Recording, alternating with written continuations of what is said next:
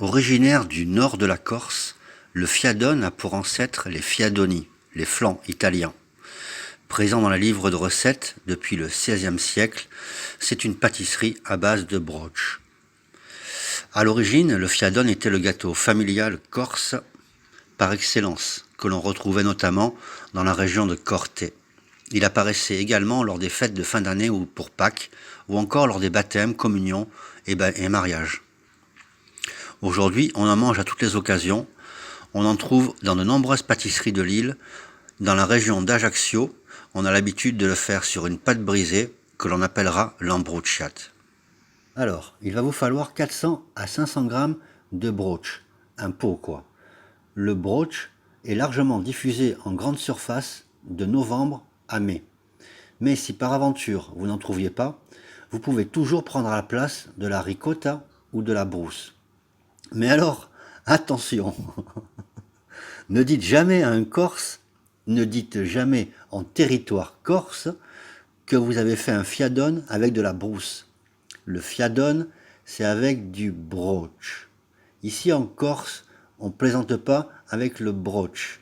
En effet, avec de la brousse ou de la ricotta, vous obtiendrez quand même un succulent dessert, à n'en point douter, il n'y a pas de souci. Mais n'appelez pas ça un fiadone. Ouais, tiens l'ami, je t'ai ramené du fromage de nos montagnes corses. Oui, écoutez, c'est gentil, monsieur Doumé, mais on verra ça après l'émission. Je peux pas, là. Si, tu as faim. Non, écoutez... Pour réaliser un délicieux fiadone, il va vous falloir bien évidemment du broche, ainsi que 4 œufs, un zeste de citron, du sucre vanillé et un tout petit peu de farine ou bien de la fécule de maïs. Ok, vous êtes prêts? C'est parti.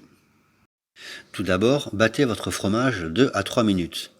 Ensuite, rajoutez vos 4 œufs un par un. Mettez un coup de batteur entre chaque œuf. À ce stade-là, si vous voulez un timing parfait, il est temps de préchauffer votre four à 150 degrés.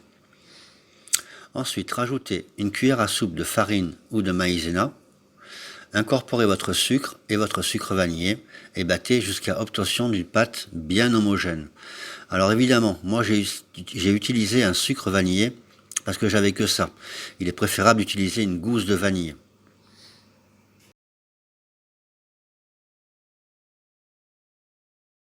De citron, c'est pas compliqué. Vous râpez avec une râpe fine toute la surface extérieure d'un citron et vous obtenez ainsi un zeste de citron. Voilà, il ne vous reste plus qu'à rajouter votre zeste de citron à la pâte, mettre un coup de batteur jusqu'à ce que ça devienne bien homogène et le tour est joué. N'oubliez surtout pas de beurrer copieusement votre plat et de le fariner, c'est facile.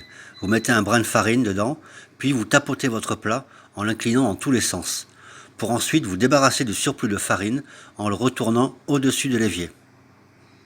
Il ne vous reste plus qu'à verser votre préparation dans le plat beurré fariné et d'enfourner à 150 degrés pendant 30 minutes.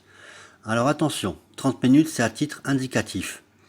Si il n'est pas doré en surface, bien doré, vous pouvez rajouter 5 minutes. Voilà, ça c'est à vous de voir, à vous de surveiller. Voilà, j'espère que mes explications ont été claires et que vous allez vous régaler. N'oubliez pas de vous abonner afin de ne pas rater ma prochaine recette et surtout lâchez un pouce bleu et commentez, ça m'aide énormément pour mon référencement. Je vous dis à bientôt sur Ma Cuisine pour tous.